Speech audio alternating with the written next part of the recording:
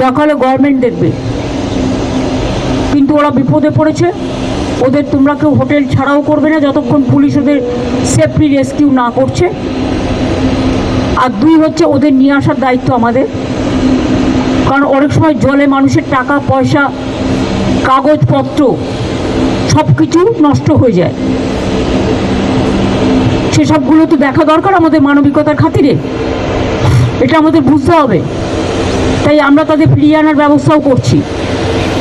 সুতরাং all tourist আর safe, এবং police ওদের সেফলি রেস্কিউ করেছে।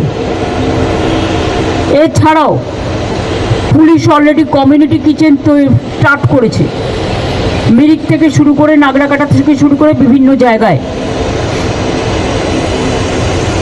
আমার সাথে চিফ সেক্রেটারি যাচ্ছে, ডিজি চলে গেছে অলরেডি।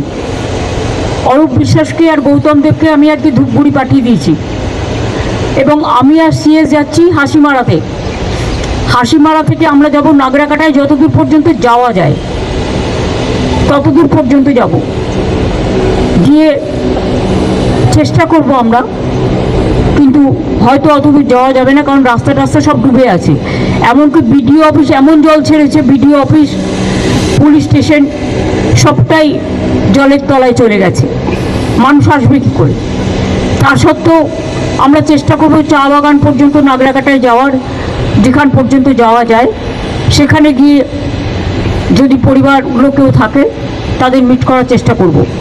আর আগামীকাল তারপরে আমরা হাসিমারা থেকে বাগডোগরা ফিরে আসবো রাতে, এবং আগামীকাল আমরা মিরিকে যতদূর যাওয়া যায় যে পর্যন্ত সেই পর্যন্ত যাব।